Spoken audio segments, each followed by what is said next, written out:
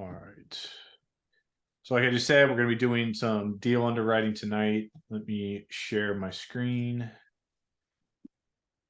Can you guys see that? Yeah. Awesome. Okay. We'll jump on the MLS here. If I get saved.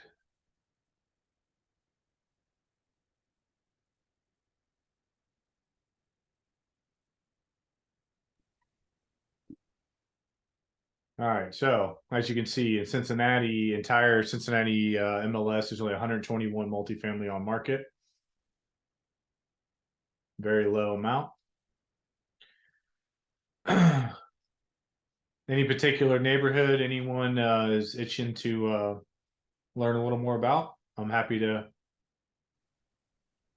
go wherever. We got Norwood here. We got one in Clifton. Can I throw out a suggestion? Sure, go ahead.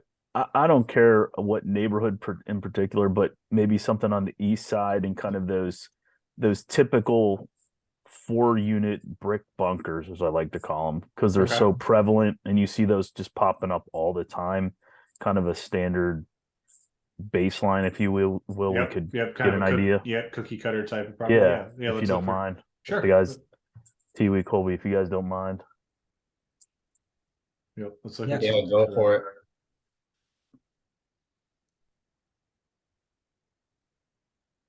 All right, so we got one here in Reading, kind of central, east central. It's actually in Avondale, but it's right on the border.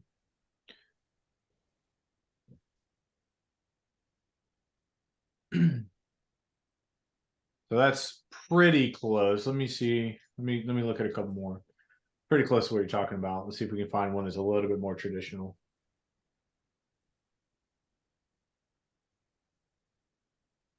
Yeah, here's one in Reading. Yeah. Yeah. All right, let's look at this one. It's like that. Yeah. Yep. Okay. All right. So I have my spreadsheet here we're going to use, and this is, if anybody's interested, I'm happy to share the link with that. So I put my little picture up here, and this is just a spreadsheet I made. It's nothing fancy, but does what I need it to do. I built this probably 5 or 6 years ago. But the reason I like to put the picture in is that way if I'm, cycling through 3 months from now, I can quickly be like, okay, yeah, I remember either looking at it or I remember, underwriting it. So I like to get the picture in there. All right, so listed at 275. We'll put the address in 206 Reading.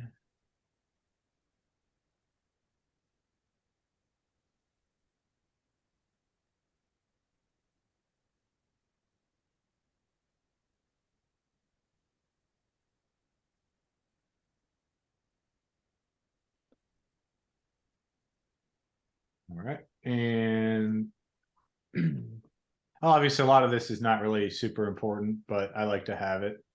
All right, so they didn't give us a year for this. So let's go ahead and pull up the auditor's website because we're going to need the tax info off there anyway. I don't ever pull it off a listing because half the time the listing agents don't put the information in there correctly. So I always go to the auditor site. Obviously, whatever county you're in, if you're in Claremont County or if you're in another state, anywhere in the country, you should have a county auditor site that should be pretty similar to this. Some are worse than others. Hey, Joe, quick question. On off the top of your head, I know like Hamilton County, the nice thing they have that kind of estimate, where you can go in and put in a new purchase price and it'll give you the updated tax info. Yeah, that's actually brand new. Yeah. Do you know any other counties that have that? Are there any other locals that that have that? I don't. I just saw that on, like I said, on Hamilton County site recently. So yeah, I think that's a new thing. Okay. I was just curious. So on the auditor site, we're going to find a lot of the info we need, right? So, you can look at the zoning, you can look at the square footage, the year built, all things that this agent was too lazy to put on the listing. And you get obviously your parcel number. You can see here it was sold this year for 165. So that tells us two things. It was either renovated or they got a good deal on it and they're trying to cash out, at 275 quite a bit. So one thing I always tell my clients, and I have to remind myself on every deal I do, what the previous buyer bought it for does not matter, right? The only thing that it matters, the only reason why even looking at that is useful is because it might help you negotiate. Does that make sense? Like if he paid $10 for this yesterday and the listing is at 200,000 for you today, it doesn't matter. If it's a good deal at 200,000, buy it. Does that make sense? Like don't get hung up on how much money he's trying to do or how much money he's trying to make or whatever. It's just a mental thing, and I've seen so many investors, including myself, get hung up on that. Whether it's a wholesaler or a seller or a listing agent, whoever you're dealing with, like what they paid for the property is completely irrelevant. And again, the only reason it matters is because this 165 that he paid back in 2022 tells me two things or two possibilities. Again, he either bought it and put a ton of money into it, which is, I guess, maybe optimistically what we all hope, right? Maybe it's turnkey and he put 100 grand into it and now he's trying to, sell it for a slight profit, or he put whatever, 75 grand into it. Let's give him the benefit of the doubt, say that was the case. Or he got a really good deal on it and maybe he's trying to sell it at market value, right? One of those two things. But the good news is we know he bought it at a low price compared to the market rate, which tells us we have a chance at getting a pretty good price ourselves. So look at that as a good thing, not a negative thing. If he bought that last week at 290, that would be a big red flag that we're probably not going to be able to negotiate any sort of discount on this property, right? So, don't get hung up on what he's making. Worry about what you're going to make. All right. What else do we need to know here? So taxes. They got it at $39.97. So for now, I just go ahead and put that number in. Insurance. So a lot of this is going to come from experience. Now, if you don't have experience, you're going to have to know where to find this information. But I know, based on my own portfolio and selling a lot of property, that the insurance on this is going to be somewhere around $1,500 a month. Might be a little more, might be a little less. But for now, that's a good number, placeholder. As we do our due diligence, if we get a contract like any other property, then I'm going to go to my loan broker and get, or my insurance broker, and get a hard policy quote on that particular property. And then if I find out for some weird reason it's 2,200, well, now I may have to go back to the seller and renegotiate, right? And if you'll notice, like even if they put in the listing these expenses, like which they didn't, but like even when they put stuff in here, I don't care. I do not care what they tell me, because one of two things: it's either wrong, they're lying, it's inaccurate, or when I take over the property, it's going to be a different number. I'm either going to reduce expenses through efficiencies or renovations, or I'm going to increase market rents. So like, I don't even really care what they tell me the rents are unless they're under a lease, because if they're under a lease, I'm stuck with whatever their rents are. But I see so many people get hung up on those numbers that are provided. And honestly, half the time when I'm underwriting, I don't even look at them, because again, they're inaccurate, they're lying, or it's irrelevant. So keep that in mind. Can I throw out a quick question on the insurance quote, Joe? Sure. Yep. And I'll pose this to all you guys at TV. Like I know you mentioned your 10 unit. I've always heard, however, I've never seen numbers that insurance they don't like the flat roofs. And I know a lot of these fourplexes often have the flat roofs. And I was curious if you guys ever got any numbers on that where like the premium's a lot higher by, I don't know, 10, 20%, something like that, because of flat roofs versus a pitched roof. Does anybody have any insight onto that? I just want to throw that out there. I was curious. I have never had any meaningful difference based on it being a flat roof. Okay. The things I've seen that have caused so there's a few things I've seen cause big differences. Okay. Number one being flood zones, right? Mm-hmm. Obviously, if it's in a flood zone, you're going to have to carry flood insurance, which can be ridiculously expensive. If it is fully vacant, that's going to give you a totally different policy, which is a lot, like could be double to triple a typical policy. And then I've recently found that if the insurance company is aware you're renting predominantly to students, they are going to charge you a premium because of the risk involved in that. So those are the three things I've seen make a major difference. Now there's other factors that could give you slight discounts, like if you have a sprinkler system, if you have a security system, if you have like security on site, like on a bigger complex, those are things that could reduce your policy cost. If you have a pool, that could increase your policy cost. I mean, so there's some things that'll make slight variations, but yeah, as far as roof type, no, I've not seen that make a difference. Okay. I have heard that though. I've heard people say that. Yeah, I haven't purchased anything with the flat roof, but I have seen a lot of small multifamilies where they must have some old insurance policies. So it's like a 12 unit and they're paying like $3,000 a year. So I've seen a lot of underinsured properties where you have to take that into account in your underwriting. Yeah. Again, another reason why I don't use the numbers they give, right? Because you're right. Because if you've had a policy in place for 50 years, then I've seen this happen. It might even be fully insured, but there's no way they're going to give that policy to a new buyer. It could double or triple in price because they're just getting these incremental increases where insurance might have jumped 100, 200% on that type of asset, but because the policy was never rewritten, they're getting a huge premium on, or a huge discount on it. So yep, you always want to get during your due diligence phase, you want to get an actual policy quote on your property. Thank you. Appreciate that, guys. All right, so let's see. And they're all month to month, right? And they're all one beds. So he's claiming they're getting 900s and 700s month to month. Okay. Which is kind of odd. It's kind of odd that would be $200 difference. But as a bench, as a placeholder, we'll put that in. Let's just say we'll say 700 a unit.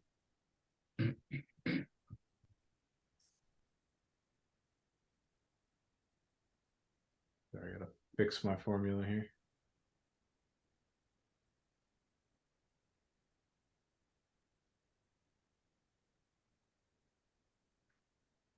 Probably a better way to do this, but all right. And, of course, you're going about this pretty logically as an investor, but when you make an offer, do you typically say, look, I'm an investor and I'm just underwriting this by the numbers? What you're saying when you actually present the offer, or your agent does? Yeah, or are you this transparent with this is why I'm offering? It depends. Yeah. I can dive into that a little bit, but yeah, it depends on the circumstance. Every situation is a little bit different if you're trying to negotiate it, but all right. So looking at this number, okay, and let me 40 is probably right. We'll say 200 a month on water and trash. And are they paying any utilities? Let's see here.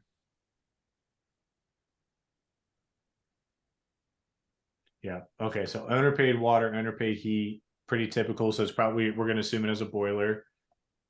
Looks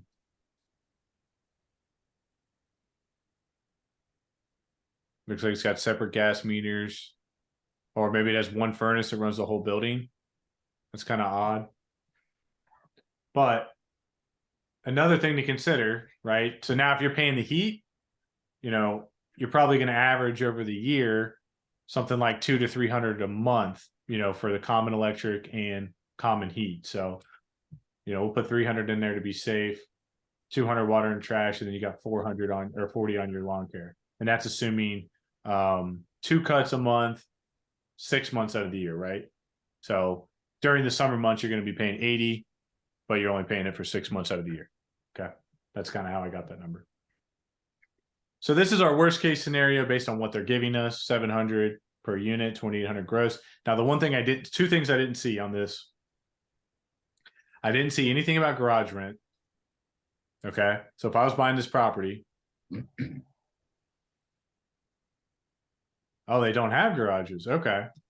So it looks like this was converted at some point. That's very interesting.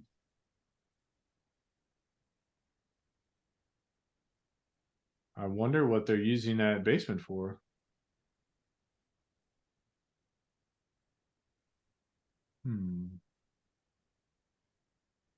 I wonder if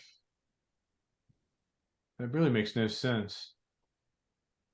I wonder if the two 900 units maybe have more space or something. Maybe that's why they finished that garage space.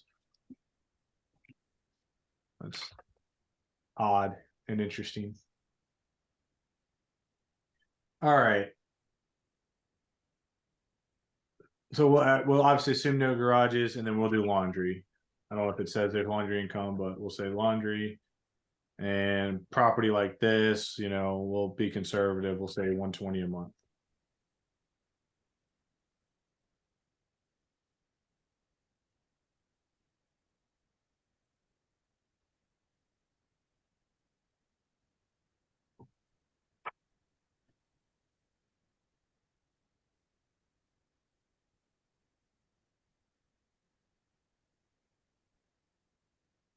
What did I break?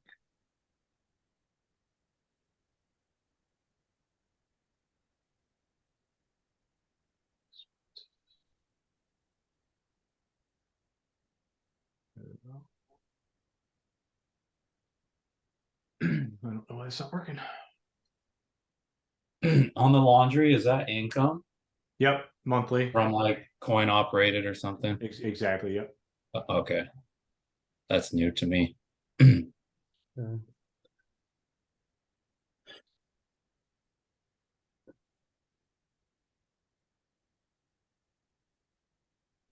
I don't think this listing mentioned pet rent either. Well, a lot of times they'll just put that in the Sure why this isn't working. I think I normally have it right here. But when I do that, it breaks it. All right, I don't know. Anyway, so basically, you know, you're looking at another 100 a month, probably 120 a month. I'm sorry. So, and based on the 900 and 700 for the 2 units, we're looking at 590 roughly gross cash flow. Okay, 8% cash on cash. Well, you know, I don't know if all this 300 ARV is probably max it would be worth right now. And I don't think, given this deal, knowing this area, I don't think there's a ton of room here to raise rents, right? I think they're pretty much, I mean, they're doing, if this is legit, then they're pretty much at market rents. There's not a whole, you know, I mean, like, so if this was my building, we would tile these showers. You know, we would do like white cabinets and a granite top and a backsplash, but there's not a ton, you know what I mean? There's not a whole lot of value add here. You know, if we cleaned it up, we might get $50 a month per unit, right? I mean, it's not a ton of value add here, but for now, we'll keep it where it is, because I don't think the cost of doing that would be worth the increase in rent, you know, personally. So if I were buying this, then I would want to basically let these units get completely worn out. Then I would go in and make them nice, and then hopefully get a little bit higher market rent. And if that's 5 years from now, you know, well, maybe then rents are, you know, 1,000 or 1,100, you know, and maybe if it's a smaller unit, the smaller ones are 800, right? Hopefully rents are going up, you know, that's obviously what we all hope. But you can't count on that happening. Hey Joe, can I ask you a quick question? Sure. On the typical, you know, these typical 1 bedrooms, they're, I don't know, normally anywhere from like 6 to like maybe 800 feet if they're bigger, right? Mhm. About that ballpark. Like you said, you would get them to the point where they're totally worn out. Mhm. Now I know your cost versus, you know, the normal person is not anywhere close, but what would your ballpark turnover cost to be to go in to do, you know, like put in the LVP, paint it, update? Like, what do you think that would be for one of those units? Yeah, For you? my cost on that to bring it to my level, you know, which Yeah, is like you said, like a basic granite and stuff like yeah, that. is a little bit higher level than most people. My cost is about 15 per unit. 15 per So, you unit. know, Okay. maybe 20, you know, if you're you know, paying the full margin or whatever. Yeah, But something like that, you know, and I again, got you. that's going to take it to a level that is well above average for most rentals. Sure. Yeah. Um, Makes sense. Okay. but yeah, somewhere in that range. It's just always nice. I don't have a gauge of that to just have Yeah. a kind of number of Yeah, so scope of that would basically assume that from the drywall in, I'm good, right? So I'm doing flooring, paint, updating the bathroom, updating the kitchen, maybe appliances, and that's it. Like I'm not rewiring, I'm not replumbing, I'm not replastering or Yep. drywalling, so I'm not fixing, a bunch of structural issues, subfloor, whatever. That is, basically a full cosmetic turn, probably about 20 is a good estimate. Gotcha. Thank you. So anyway, with this deal, obviously, we just picked a random deal here to use as an example, but it's honestly not horrible. I don't love it, but the one thing to keep in mind, and the way that I do my spreadsheet, and this is different than a lot of people. So this is the big kicker that, if you're going to use a spreadsheet, or you have to understand. My metrics, I do not underwrite a CapEx or a maintenance amount into mine. So like, I have it here where if I want to put a reserve away, I can, but I do not build that in to my numbers. And here's why. My metric, my minimum is $200 in what I call gross cash flow per door. And what that means is after all of my fixed and known costs, and after considering a vacancy rate, I use 8%, which is actually really high because, my economic vacancy the last 7 years has been 0. So the only vacancy I've ever had was because I was turning a unit or I was just busy and couldn't lease it. But I've had 0 economic vacancy. But I still like to keep an 8% vacancy rate. That's just a little bit of a buffer. But I don't do CapEx and I don't do maintenance. And here's why. If I get $200 in gross cash flow per or higher per door, I know that I'm going to build my reserves at a rate that is enough to sustain any maintenance or CapEx that may arrive, if that makes sense. And to me, it's just a simpler way to look at it. And honestly, the way people look at maintenance and CapEx are, they're not logical. Like using a 3 or 5 or 8% rate is kind of the same. I guess it's kind of the same way. You're just making an estimate. But the reason why I use a reserve amount, so like on a property like this, I would have a $5,000 reserve in my operating account. So I'm not going to take any cash flow out of this property until I meet that reserve. And only then, when I'm in excess of that reserve, will I take money out, because that will cover any one-time expenses typically, right? And if it's a bigger property, make it a higher number. But I don't, with those two things in mind, I don't even have to think about estimating a maintenance or CapEx. But I also don't, like on my property, since I'm doing heavy renovations typically, I also don't have a lot of maintenance or CapEx because usually all of that's replaced on the front end in my properties. So again, I just want to make sure you guys understand all those caveats, because if you just look at this deal, it's not really a great deal, and say, oh, this is an 8% cash on cash return, and I'm making $600 a month or whatever, because again, that $700, it doesn't have the laundry in there. You might look at this and say, hey, this is actually not a terrible deal. Well, again, this is not accounting for your reserves. So keep that in mind. This is cleaner. This is just the way I like to look at it. But for me, if this number was an 800 here, I wouldn't touch this deal. That's my minimum benchmark for me to even consider this deal. So with that in mind, now that we have all of our, numbers in here, we can look at what do I need to offer to get to that number, right? And right here, we can see if I offer 250, and this is based on 35% down. Let's make that 25, because that's probably more typical what you'll see on a conventional 4-family. So at 250, I'm at, now I'm at what, 740. Let's say 225, and that gets me up to, what, 970 or so. I'm sorry, 870. So this is where I would need to be for this deal to make sense. Right around 225, that's 7.5% rate, 30-year fixed, and I'm going to cash flow about 800 plus, which will allow me to have a comfortable reserve and still make sense. And that's a 16% cash on cash based on just my down payment. Now, obviously, if we have to, I like to add in some reserve or some, allocate some repairs, because, I've never bought a property that didn't need something, right? So you put in a little $5,000 marker, and, that obviously adds to your cash, and now your cash on cash is more like 14%. But right around here is where I would start being interested in a deal like this. You know what I mean? This is kind of my minimum baseline. And I'm not saying, this is a home run deal, but based on what we can see, it looks like, this guy bought it, put a little bit of work into it, and probably painted the outside. Obviously, he leased it up. These look like relatively typical apartments, and now he's trying to get out of it, right? So again, this is a very basic, brief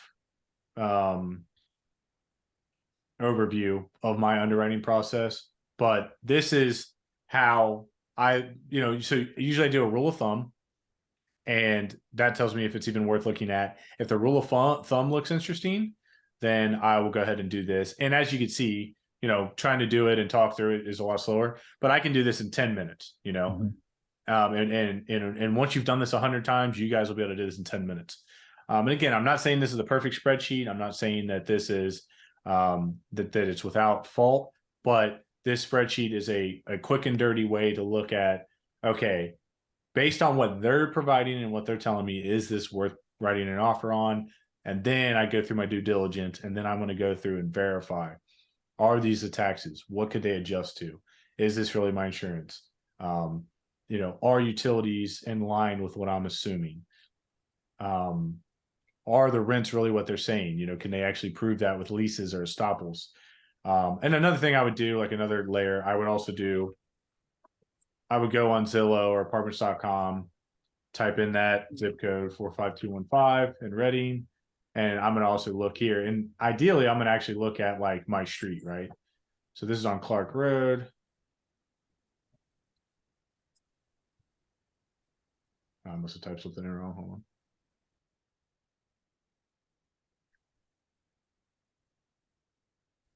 There we go. Okay. Yeah, so like I said, I'm trying to actually, if I can, ideally I can find something on my street and get an even more accurate number. If I can find it here.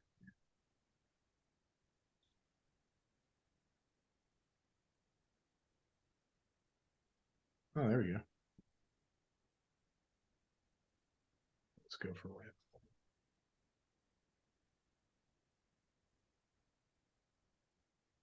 All right, so obviously we don't have anything for rent here.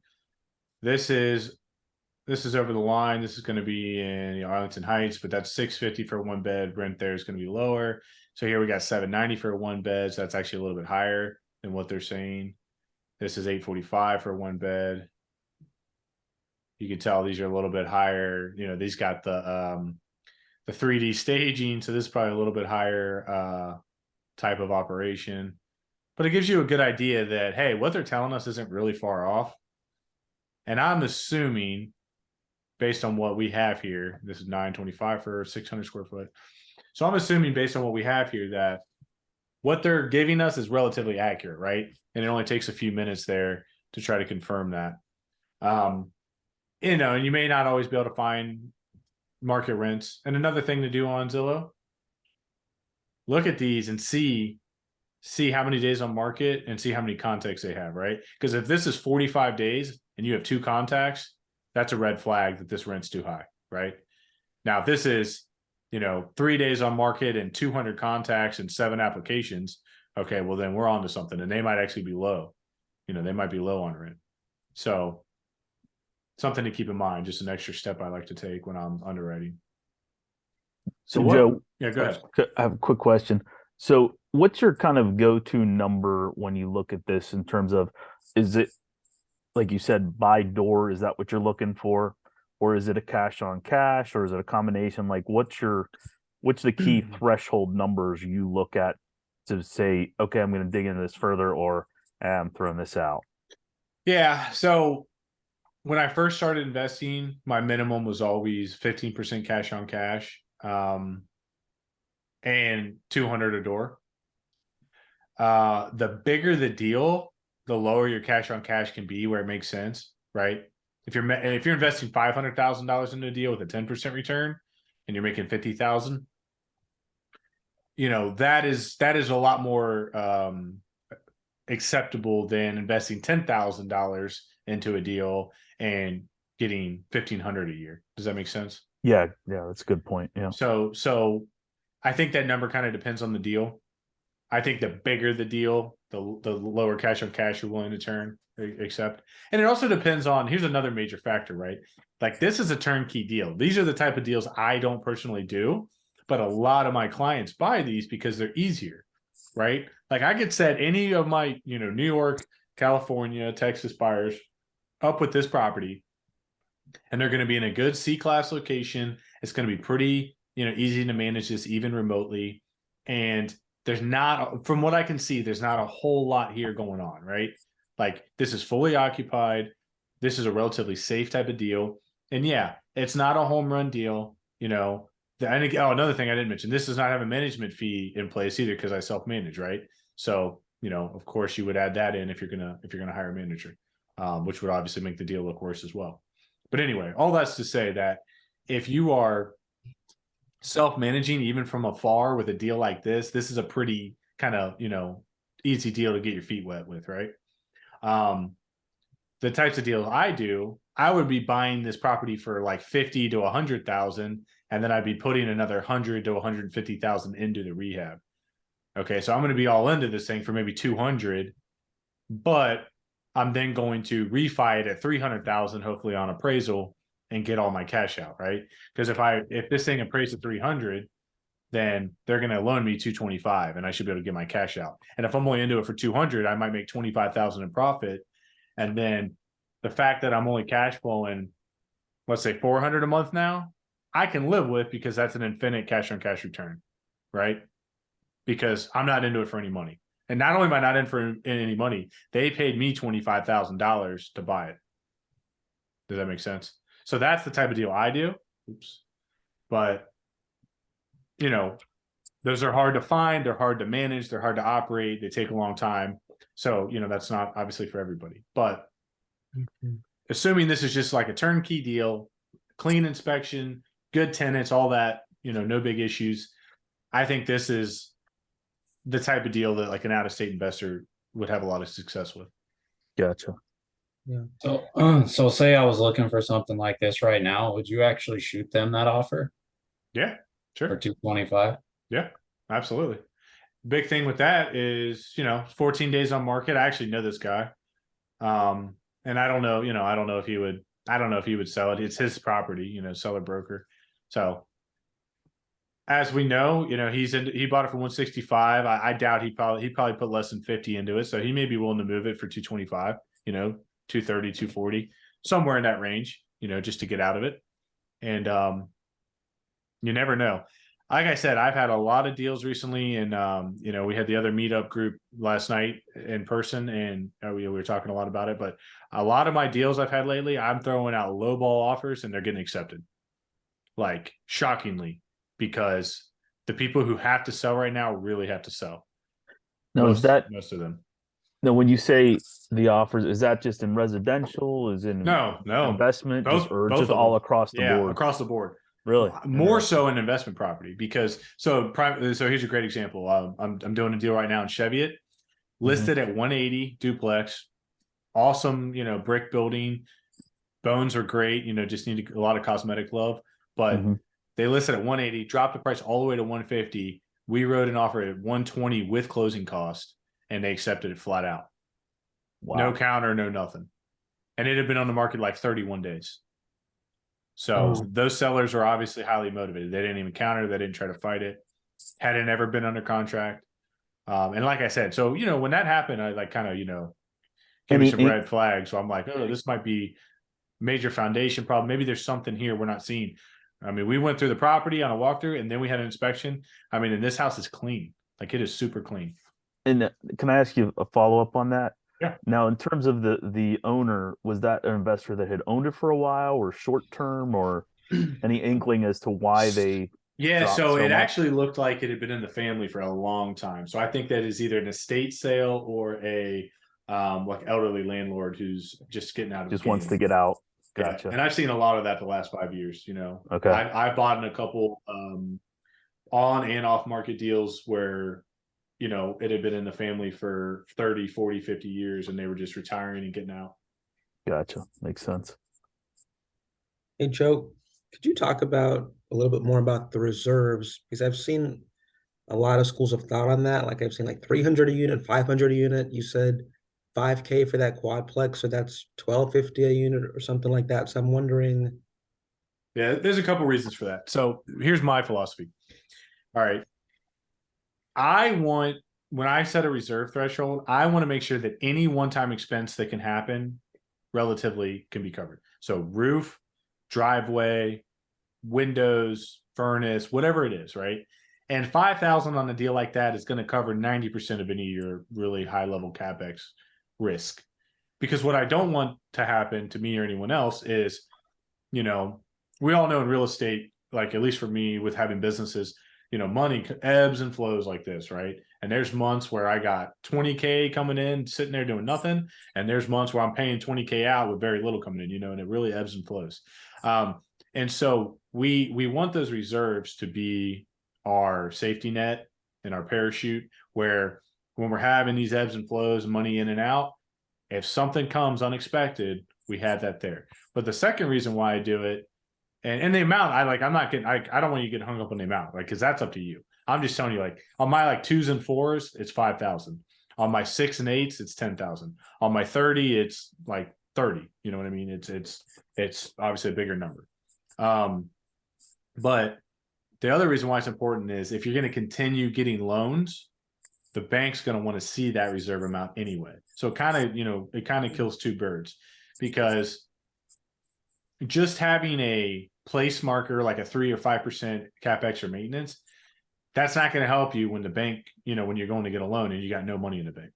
You know what I mean? And even if you're holding that money out every month, if you're spending the rest of your cash flow and you don't have a reserve threshold, that still doesn't help you when it comes time to get a loan. Because what banks want to see, if you're doing conventional lending, they want to see 6 months of mortgage payments. So they want to see 6 months of PITI. So if you are unsure of what you should have for your reserve, then that's another good threshold, right? So like, let me get back to that. So what do we have here? So our PITI on this property is 11, let's say 1,200 a month, right? Or that's our that's our principal and interest. So, you know, you take 1,200 times 6, and that's what, 7,000 or 7,200. So I mean, that, you know, if you're kind of looking for a number, I would be somewhere between 5 and 7,200 on that deal, because that's, now again, you can have other assets that account for reserves. It doesn't have to be in that operating account, but I'm just telling you that as a whole, banks are going to underwrite every one of your deals as to look for reserves on each individual rental. Okay, thanks. That makes sense. Yeah. Yeah, it's funny you say that, Joe, because I just sheer dumb luck. My wife and I took the same kind of approach in terms of our reserves, and just, okay, what's the worst case scenario in terms of what could go wrong, the most expensive thing, and we had that there. And then when we did go to refi, it just kind of worked out that that big ticket item that we were worried about, when I went to refi, the loan officer was talking and like, oh, you got about 6 months of your PITI here. And that was like, oh, I didn't even realize you were considering that. And he's like, yeah, we always want a healthy reserve there, and you got that covered. Not that I was even trying to save that amount. It just kind of equated to that one big ticket item, like a roof or something that we needed to replace, and kind of always kept that in check. And I totally forgot about it until you mentioned that. Yeah, exactly. So like I said, to me, it kind of works out two ways. The other thing to keep in mind is, like, you know, we're kind of heading into a little bit of uncertain times. And now might not be a bad idea with the rising cost of everything. Cause like I've had these thresholds for 7 years, right? Like they haven't changed. Well, 5,000 7 years ago is a lot less money than it is today. So, you know, it's honestly not a bad idea probably for me to bump those 2 and 4 units up to like 6 or 7,000. And then, you know, maybe bump my 10s up to 12, you know, whatever, just kind of prorate everything. Oh, that's probably not a bad idea from, you know, potential vacancy, potential capex, just the reserve threshold. You know, having reserves is a great thing. Now, it's a fine line, because, you know, I've had clients come to me where they got $300,000 in cash sitting in their checking account, and, you know, they want to invest 50,000, and it's like, oh, I want to keep the 250 just in case. And it's like, dude, you're losing 10%, 10% of that value every year right now in inflation. It's like, because you look at the CPI is, hopefully coming down now. The last numbers were, 7.2% or 7.5%, whatever it was. Like, yeah, hopefully it's trending down, but that's also not the real number. Like the CPI is just a estimation of all the factors. Like, if you want to look at real inflation, it's probably closer to 10% if you factor in everything and cost of living. So, if you got 250,000 in cash, you're literally spending 25 grand a year in inflation and spending power. And if you take that same 25,000 a year and put it into real estate, not only is it going to grow with inflation, but you're not losing the money. So, again, it's a fine line, right? You want to have reserves, but you don't want to be overly conservative to the point where you're costing yourself tens or hundreds of thousands of dollars, which I've seen people do. And a lot of that, I mean, that can lead to a broader discussion where it's like, it also depends on where you're at. If your net worth's $100 million, then you probably don't really care about losing, 10% on 200. If you only got $250,000 in the bank and you're worth $100 million, then you actually probably got a problem. You know what I mean? So it's all relative and it's all based on what your goals are. But for the average, small time real estate investor, like most of the people in this group or the people that will watch this, you got to really watch the fine line between having healthy reserves and not being overly conservative. Are you going to want those reserves in cash or just have access to that kind of money if you need it? Like, yeah, I mean, I do it in cash, but I think it's really just if you have like a HELOC or something, I mean that would something, or like a money market account. I mean, something where you can quickly take it to cash. I don't think that's a huge risk, but like the bank's going to want to see it in cash, so you might as well have it in cash. And the other problem with like a HELOC is you don't want to get in a situation where you're borrowing equity to pay for CapEx, and now you got to pay interest and pay on, make payments on that, because now you're losing cash flow. You're kind of digging yourself a hole there. So I wouldn't really recommend even a HELOC on reserves.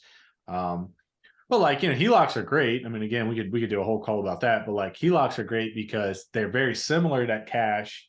You're just pulling equity out of property, but it allows you to buy deals that you may not otherwise be able to buy, because you can offer cash. You can get to that money quickly. You can literally write it. I've done this. I've literally took my HELOC account and I literally wrote a check for a property, to the title company. And it's same as cash. So there's there's benefits of having HELOCs. I just wouldn't necessarily use it for reserves. would you even want to go that deep on a HELOC? Maybe, because can't they close a HELOC? Well, it's going to depend on your terms. Like, so the house that I'm in now that I'm literally selling, hopefully tomorrow, we did a HELOC where it was a 10-year term, so I could draw for 10 years. It was a variable rate. And I think it started at like 3%. And obviously now, with the market adjustments, it's like 6 or 7% or whatever. But I can draw for 10 years. And then after like literally, exactly on the day of 10 years from opening it, whatever balance I have, it gets like the account's frozen. And then I had 10 years for there. They amortize the payments for 10 years to pay it back. Obviously, I could pay it off at any time. And while you're in your draw period, your first 10 years, it's like a checking account. I would pull money out, I would pay it off. Like I do BRRRRs. So like I'd pull the cash out to buy a property, or I'd pull cash out to rehab a property. And then I would just make my payments. And then when I was done and I refied my property, when I got that big check back from the bank, I would then pay off my HELOC. So I take that long-term debt and get rid of the short-term debt. Because the minimum payments, at least on my HELOC, were 0.75% a month. So, if I had $100,000 draw, I'm paying $750 a month, and that's mostly interest. So that's a minimum payment. It's like making a payment on a credit card, right? It's like you're not really moving it. If my balance was 100,000 and I'm paying 750, I might get $200 off my principal and I'm paying 500 in interest, right? So it's really it's kind of like it's almost like hard money, but you're borrowing it from yourself. So it's cheaper debt.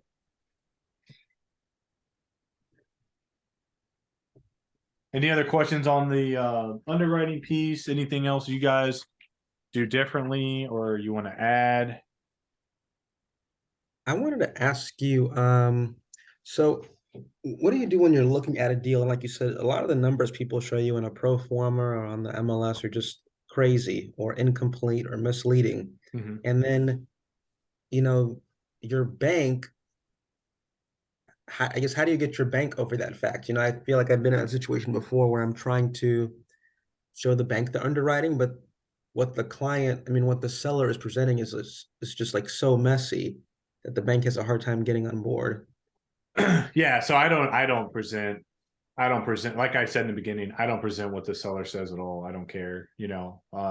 Honestly, the fact that I even used those numbers was literally just to save time. Like if in real life, if I was underwriting that deal, I wouldn't even have pulled those numbers. What I would have done instead was, like, if I don't have property in the neighborhood and know it cold, like, hey, I know this square footage is going to rent for this amount.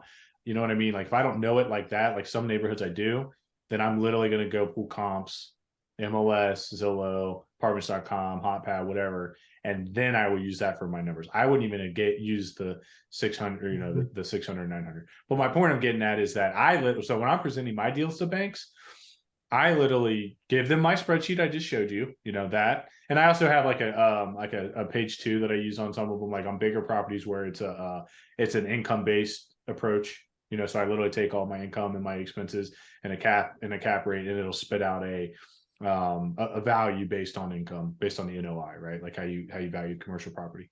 Well, I take my own underwriting and my own business plan, whatever I'm going to do with that property. And that's how I present it to the bank. I don't get, the only thing I'll give the bank is if we get through the contract process, due diligence. Obviously, I'll give them the leases, I'll give them Schedule E's or whatever, you know, whatever the seller's giving me for financials. But like, I don't go to them with what the seller's telling me at all, if that makes sense.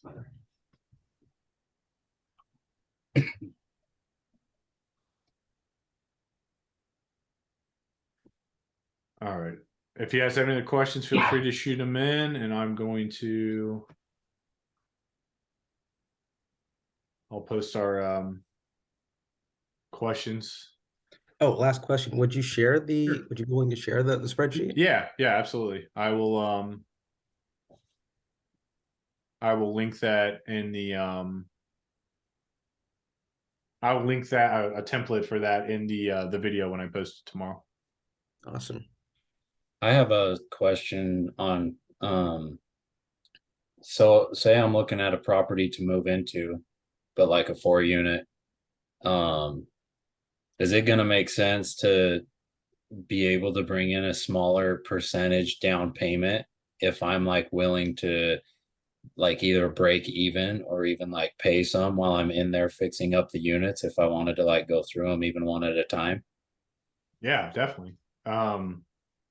So I mean, the way I would underwrite like a house hack in contrast to what we just did is I kind of flip it where I look at how much am I saving versus what am I cash flowing, right? Okay. Because you're not going to cash flow when you're taking up 1/4 of the property in most cases, right? I mean, even 7 years ago when there were 2% deals all over the place, you weren't going to most cases cash flow when you lived in the property. But you know, let's say you only put 3.5 or 5% down, so you're getting into a deal way cheaper. And if you're willing to do one that needs rehab, you're not going to be buying a property like that for 225. You might be able to get into a property like that for 150, right? So now you're building that equity too on top of your cash flow. And maybe you only save 500 or 600 a month when you live there. But then that whatever your rent is going to get added back to your cash flow when you move out. So the way I underwrite those is, what am I saving now? How much equity can I build? What's my ARV? That's almost more like a flip, like a burr, you know. And when I move out in 2 years and my rent's replaced, how much then am I going to cash flow? You know, so it's just a little bit different way of looking at it. But if you buy a good house hack deal, especially on a 4-family, you could basically live for free.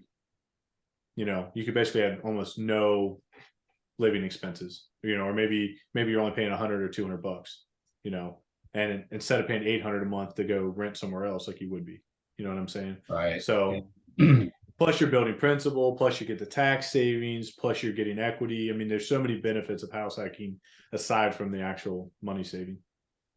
And then, so say I were to do that, say all 4 of them need rehab.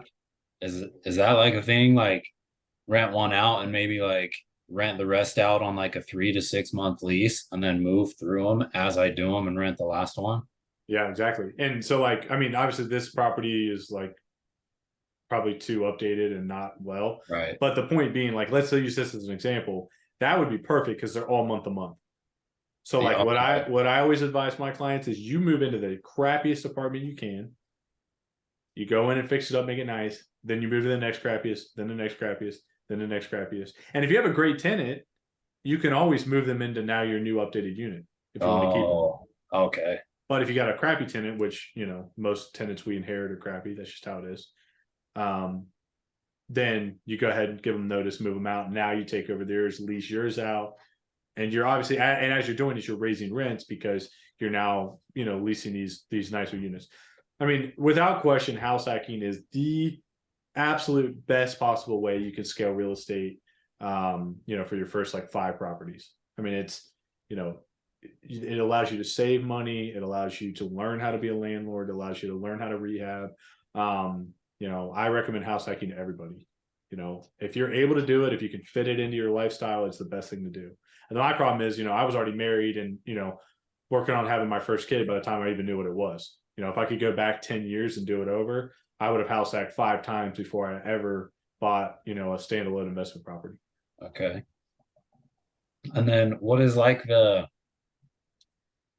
the rule on, say, me and my fiance, or like ethically or morally? I don't even know. What if we both got primaries? How does that work? Is that like, so I mean, the rule of thumb, and obviously this is between you and your lender, but the rule of thumb is that you were supposed to buy a property with the expectation you're going to live in it for 1 year. right? So what I've seen happen, this is a true story of what happened to me. So I'll just use myself as an example. So I bought as I was getting divorced about 4 years ago, I bought a duplex. Okay. And then part of the deal was when we separated is like, look, I'm going to buy this duplex. Same thing. It was a dump, needed a ton of rehab. I'm going to fix it up. And when we get divorced, I'm keeping it, like that was the deal like that. I knew this going in as we were separated. I'm moving here. I'm going to fix it up. When we get our stuff finalized, I'm going to keep the house or this duplex. So, okay. Well, when I got done and I refinanced it as my primary residence, right? Because I was living there full time. Well, I had my daughter half the time. After a while, I had my new girlfriend, and this is a 2-bedroom, 900 square foot apartment. And I had moved from a 5-bed, 4,000 square foot house. So I had all my, half of my furniture after being divorced, and a kid and a girlfriend and all this, right? So like very quickly I ran out of space, right? So I was maybe in this apartment for 6 months after I refied it. And this was just and I, my agent business started taking off, and all this was happening at the same time, where I was like working, from home. I didn't have an office. I'm like, literally my desk is in the middle of my living room. Like people are walking around it. Like it just wasn't feasible. Right. So I went back to my lender and I'm like, look, I know I just refied this. I know the 1 year rule. I can't do this. Like I'm going crazy. I have a kid. Like, I need a house. I need to get the hell out of here. And she's like, look, it's fine. Like you didn't do anything wrong. You didn't do anything illegal. Like your life situation changed in the last 6 months, right? Like you're operating a business out of your house. You have a kid, you have a girlfriend, like you need more space. That's totally legitimate. That's legal.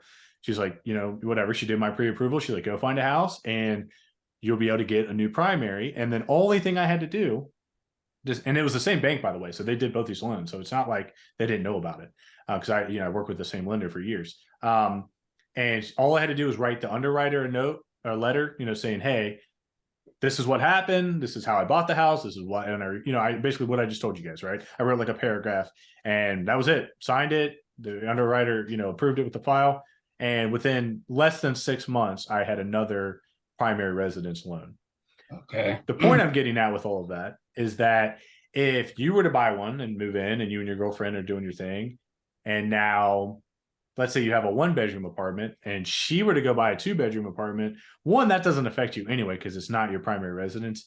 Even if you decide to move in with her at some point, you're not getting another loan in your name. So it's almost irrelevant. But the other point is, if it was ever raised a question, if she has to go get her own place, is, maybe a different location or a more space in an apartment, you have a legitimate argument that there's nothing about mortgage fraud that would enter that discussion, from my understanding and my own experiences, if that makes sense. Yeah. Yeah. Yeah, especially with you guys not being married, like I don't even think that would get called into question. You know what I mean? Right. It's just I wouldn't worry about that at all. Okay. Yeah. We were kind of thinking that about even like being able to do that as holding off marriage a bit. And I mean, and here's the reality of it. It's like, there's not people sitting in their car following you around to try to see if you're going to your primary residence at night. Now, I'm not advocating for mortgage fraud, but what I'm saying is that legitimate things happen every day. And if you're living in an owner occupied, property, and something changes that dictates you having to move, that's not mortgage fraud. That's just things happen in life. And so I think people kind of maybe worry about it more than they should. Tiwi, what'd you have? Did you have anything else, Colby? No, that was it. Thank you. No, I was going to ask, so when you talked about underwriting and taking your numbers to the bank and saying, this is my plan, I remember that's what I did for my 10 unit, and I got shut down by a few banks. And then a bridge lender took me on because I guess they're used to more of like a heavy value add where, it's commercial based underwriting and they know you're going to do a lot of work. And so I was wondering, for your 28 unit, did you find that like bridge lenders were more open to it, or were you able to find local banks who gave you like long-term financing, even though they knew a lot of this is based on like a heavy value add and like really improving the units and the rents? Yeah. So one thing I'll say is that if you're getting into the bigger units like that, 20, 30, whatever, loan brokers are the way to go, and there's a good one in our group that, I can connect you with if you're interested in, Kurt Wheels, maybe somebody you've already talked to, but he's in the other mastermind group as well. But anyway, they're a great resource because they have relationships with all these local and regional banks, and they're going to set you up with the right lender for your type of project and for you as a borrower. And what I've learned over the years is banks have appetites for certain products, right? Mm-hmm. So I'm moving in heavily into the student, rental asset class. That's a big part of what I'm doing right now. The last couple of properties I did were student rentals. Well, I got hooked up with a bank in Indiana, and that's what they want. They had millions of dollars they were looking to allocate into student rentals. It was underrepresented on their balance sheet. And so when I went to Kurt with my deal, he said, I think I have a really good bank. We ended up having 2 banks quote my loan, and very similar terms. And I think what ultimately decided us to go with the bank I went with was they gave us an 18-month term on our construction draws. So we have 18 months to draw out the rehab money, and then it converts to a 25-year amortized loan, and it's on a 5/1 arm. So we got 5 years to before it can adjust, and it's a 10-year balloon. So we got 10 years to refi it. So we knew that 5 years was enough time to get this totally turned, stabilized, get a couple years of our new income statements, in our tax returns, and then we can either go sell it or refinance it or 1031 it or whatever we want to do at that point. Obviously, that'll be heavily dictated by whatever the rate market's doing in a couple of years. But that's what I would do, in that case. Now, up to this point, I had worked with a couple banks just over and over and over and over. And it got to the point where once they trust you, and if you're doing like heavy value add stuff and they know you're going to see that process through from A to Z, it gets a lot easier. You build relationships with these people. They're human beings, especially if it's like a small local bank. And it can get to a point where you can literally text the guy and be like, hey, I'm working on this deal. Here's the address. Let me know what you think.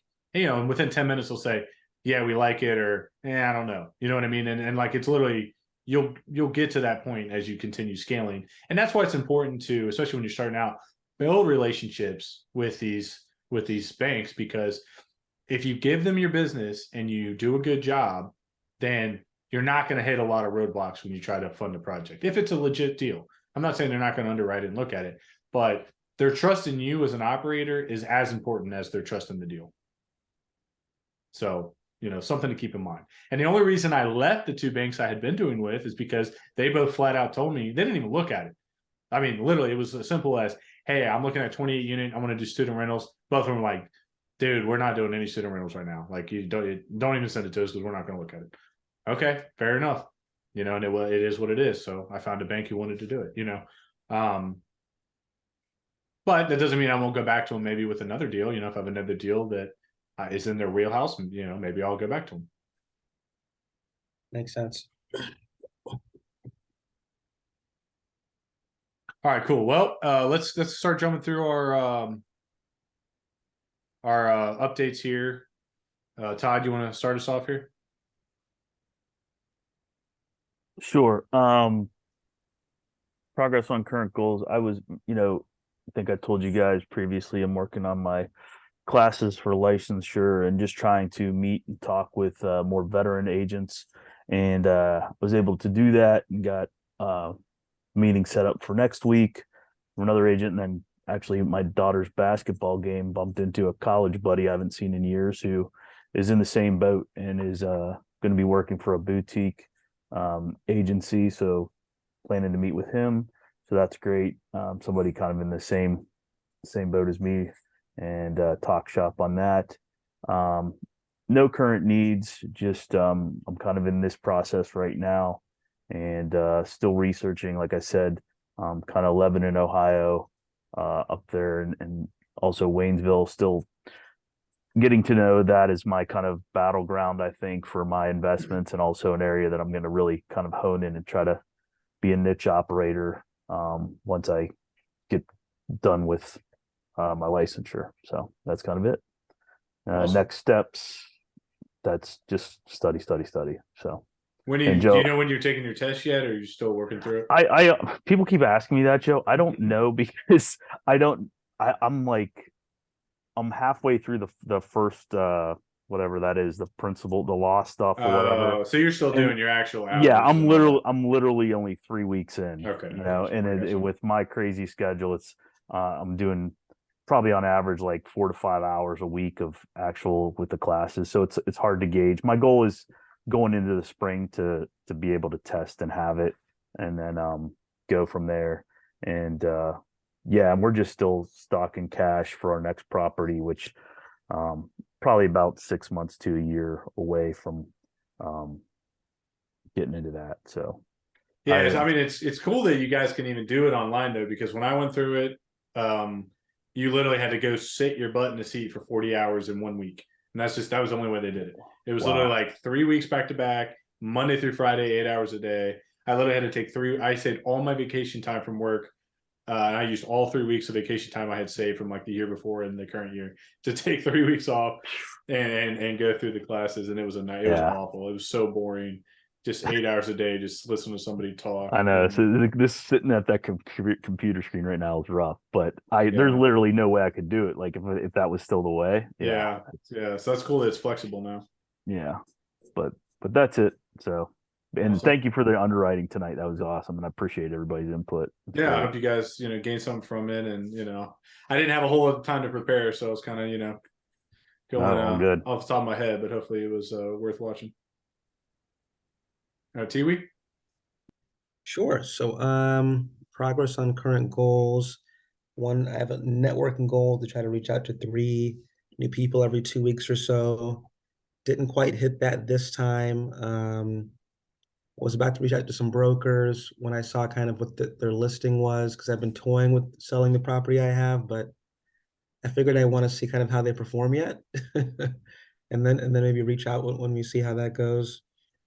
My other main goal is just finish renovating my last 2 units for 2022. So that is going on those last 2 units. Got all the kitchens in, the bathrooms in, the floors in. So doing a lot of paint and punch list stuff now.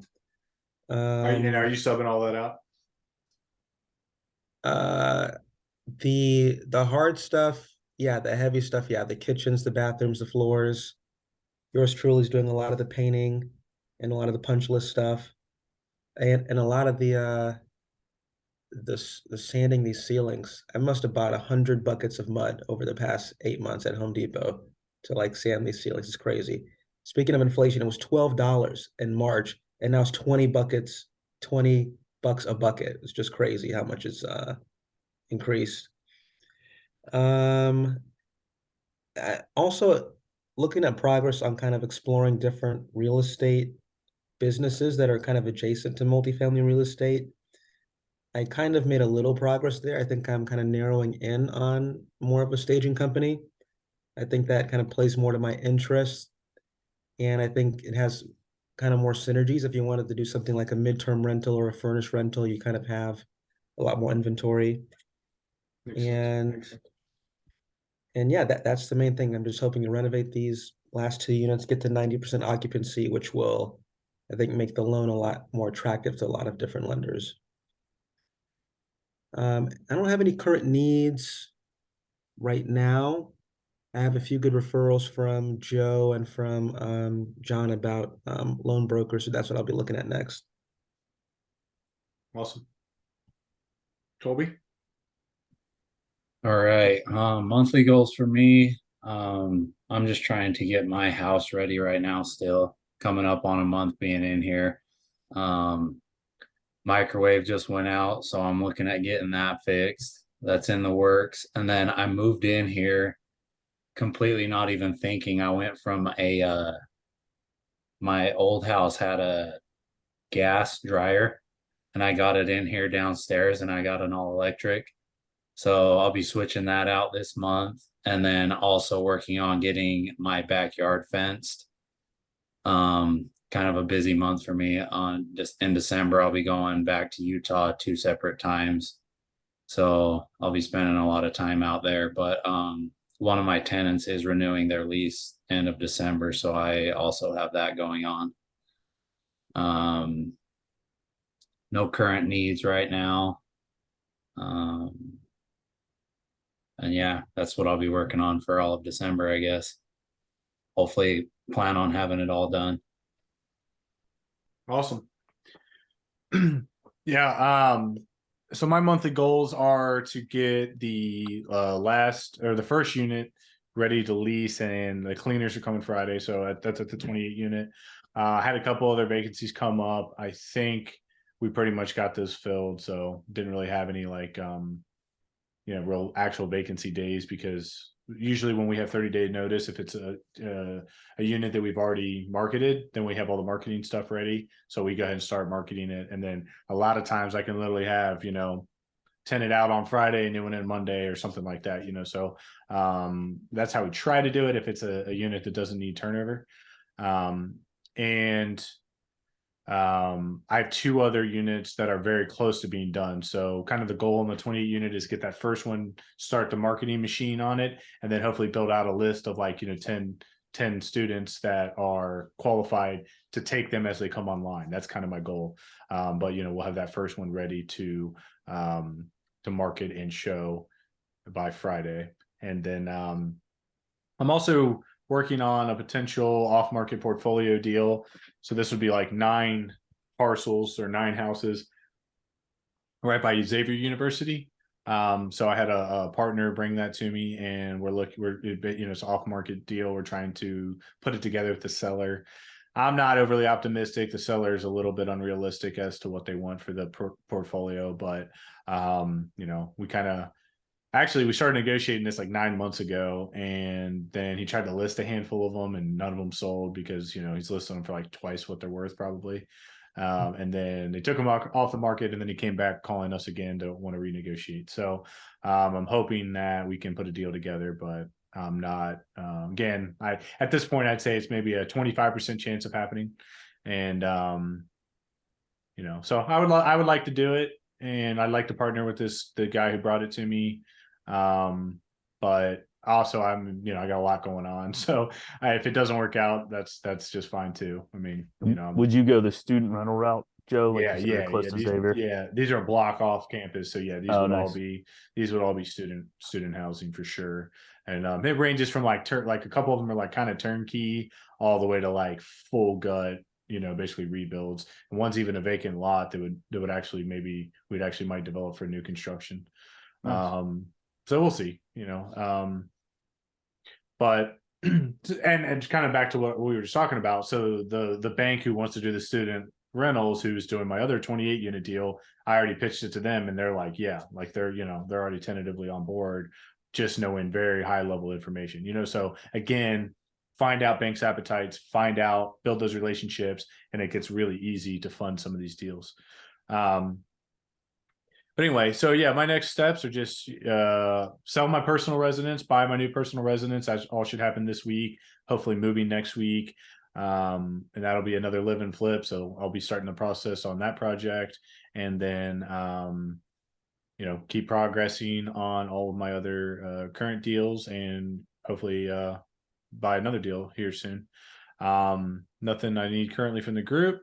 Yeah, and no major wins or lessons other than, I just back to that portfolio deal. It's like I think sticking to our criteria 9 months ago obviously was the right thing to do. The guy took it to market, couldn't get what he wanted, and now it's reopened channels of negotiation. So you never know when a deal might come back to you. That's why being, determining your criteria, sticking to it, and being persistent and consistent will ultimately lead to good things. Whether this deal works out or not, that's exactly what I did for 3 years to lead me to my other big apartment deal. So, I guess that's one lesson and a win kind of by itself. But so I mentioned to Todd before you guys got on, I'm kind of working through our list that we made last time. I got a handful of guest speakers that are going to come in, some really high level investors that are going to be really cool to talk to. And I'll be putting the schedule out for those as they come up. I know for sure. Let's see here. So our next meeting is the 14th and then the 28th. So I know for sure that last meeting of December will be all about investing goals, like very, very deep dive into how to make goals and all of us to work on building out our 2023 goals. I think that's one of the most important things we need to do as investors to be successful. And it's talked about a lot, but it's not talked about enough. And in my own business, when I went from just kind of flying by the seat of my pants and like every day trying to figure out what I need to do tomorrow to really writing down goals and revisiting them daily or often, was a massive shift in my growth and success as a business owner and as an investor. So it's super important. So we'll definitely dive deep on that, and hopefully everyone can join us. And then I know for sure that first interview in the new year, we're going to have a really high level investor come talk to us about syndication. So, that'll be a good one for everybody to check out as well. So anyway, I'm working on it. If you guys have any other feedback, suggestions, questions that come up, again, don't be shy. Please feel free to, reach out to me. Let me know what you want to learn about, what you want to hear about, questions, comments, anything like that. Even if you weren't here attending live, anybody watching this, please feel free to reach out and give us your feedback. So any other questions, comments from you guys? I think I have one more. Sure. How do you feel about, so I am renewing my lease for one of my tenants, and they're really good tenants. They went through a flood this last year, and so it was like they worked really well with me while I was getting that put together, because it was right during all, like, everything was backed up and it took a lot longer than expected. It's not like high market, and they're kind of like right in the middle, but I'd like them to stay there and they take good care of the place. So I was going to renew it for the same price. Is that like setting a precedent for not future, or like, is that just kind of up to me? Or Well, so my default is I try to raise rent every year. right. I mean, even if it's literally I've done $5 before. I mean, whatever it is. Okay. But here's what I would say, and I mean, there's been exceptions to that. Where is their current rent compared to market? I could probably possibly get another $100. It's high there. And then what's their current rent? It's 1,700. So maybe market's 1,800. Yeah, probably 1750, 18. Well, But it's also here's so I mean the ways I look at it is $100. That's that's $1,200 a year. That's a significant amount. But if you think there's any chance that you're going to scare them off by raising rent, and then you're going to have the turnover cost that's going to be greater than the $1,200, then to me that makes it a pretty easy decision, especially when you compound it with you like them, you want to keep them, they've been a great tenant, they've been super flexible. Like one of my first tenants I ever placed, my first property ever, like 6 years ago. He's literally renewed his lease every year for 6 years. He is like immaculate OCD. Like I go in his apartment, I could like eat off the floor. I mean, it literally looks like the day I gave it to him. I mean, it's 6 years later. I mean, that guy, I raised his rent like $5-10 a year, and he's like probably 100, 150 now under market. But he's such a great tenant that I don't even want to mess with it. As long as he wants to be there, I'm happy. And I'll keep doing these little, $10, $15 things. But again, that's just my own preference. But again, my default position would be you always want to try to keep up with market rent. And the last thing I'll say is that you look at these properties that are out here on the MLS, especially with older landlords, almost all of them are $200, $300, $400 under market rent. And you talk to these people, and I've talked to hundreds of them, and they tell you the same thing. Well, I like this guy, I like this girl, I didn't raise it this year. And they're telling you every year back to 1980 or whatever, right? And back in 1980, it was $200 a month. Well, now it's $400 a month, 30 years later, 40 years later. You know what I mean? So it's a slippery slope, but in your situation, I think that's a very personal decision in that situation. I think that makes sense. And on top of what you said, it's long distance, and I'm basically still self-managing, so it probably even makes. I think it's a good choice. Yeah, risk of turnover is high, and you don't want to deal with it. So that's another, that to me, a lot of things in real estate, you can answer the question by the math, and if the math tells you that you're going to have to spend more than $1,200 or you're going to have more than $1,200 in vacancy, it's not worth the increase. Okay. Awesome. Thank you. Anything else? Since you're doing the student rentals, I have a few student renters now, just kind of by accident. Mhm. I was wondering what's your perspective on smoking? Because obviously my leases say no smoking, but newsflash, college kids smoke weed. And so, it's like we've done the, send the notice to the buildings and the notice in the app, no smoking. So I guess you could go to the unit and do an inspection and play this cat and mouse game, but like looking back, Yeah. I just should have like put like I don't know. So here's the thing. I'm very transparent and honest with my tenants. And obviously I was a cop for a long time, but I'm also a realist, and I know that most people smoke weed, and it's very common. And now with the medicinal stuff, it's more common, and a lot of people have medical marijuana cards. So I basically tell my tenants two things. I say, look, I don't allow any smoking in the house of any kind. If you want to smoke weed or cigarettes, please do it outside, do it in the yard, do it in the car, wherever. And here's why. It's not that I necessarily care about you smoking weed. It's that when you smoke weed, it almost guarantees you're going to lose your deposit. And here's why. And then I lay out all the reasons. I got to clean the cabinets. I got to paint and prime the walls. I got to, scrub the floors. I could have to, do a stain cover on the floors. I kind of lay out, like, I'm just very transparent with them. I've had 1 year tenants who were heavy smokers. Again, not a lot of smoke on the lease. And I had a $5,000 turnover after 1 year because of the smoke damage. And I just tell them that, now I will say marijuana is not nearly as damaging as cigarettes. It's like not even close. Like usually if you air it out after a couple of days, worst case you repaint, usually marijuana smells will be covered up, unless you have like really like carpet or curtains, like you can get rid of that. I don't do any carpet, so that helps a lot. But I am just very transparent, and And I also kind of let them decide. It's like, hey, if you got a $2,000 deposit or whatever it is, with students, it's not a bad idea to get a bigger deposit. Then you say, look, you want to smoke weed inside, that's fine, but I can almost guarantee you're going to lose your deposit, and let them decide. But I also, I try to be cool about it. Say, look, I get it. You're an adult. You want to smoke weed. That's cool. Do it on the balcony, do it in the backyard, do it in the car. I try to give them other options than doing it inside. Thank you. Yeah, hopefully that helps.